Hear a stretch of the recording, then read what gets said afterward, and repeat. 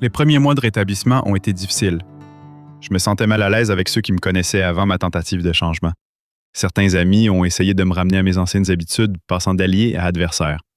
La peur de décevoir mes partisans a ajouté à mon stress. Pendant cette période, je me suis concentré sur ma croissance personnelle. Reconnaître ma dépendance et affronter mes défauts est un défi.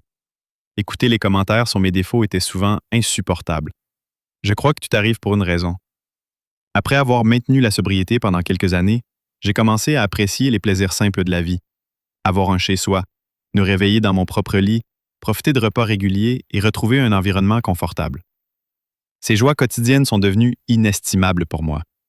Mon objectif était de devenir une meilleure personne. Retourner à l'école et en apprendre davantage sur la dépendance a posé des défis, car mes capacités cognitives avaient été affectées par la toxicomanie. Je me suis plongé dans l'apprentissage et j'ai assisté à des réunions de rétablissement. Des conseils pour me distancier des influences négatives ont été essentiels pour maintenir ma sobriété. En réfléchissant à mon comportement, j'ai reconnu que j'avais montré de nombreux traits négatifs en raison de ma dépendance. Cette prise de conscience a été un signal d'alarme. J'ai compris que le rétablissement nécessitait plus de travail et d'aide extérieure. Malgré le fait d'avoir des systèmes de soutien, je me sentais souvent seul sur ce chemin difficile. Le processus de rétablissement a apporté une honte profonde et j'ai été gêné.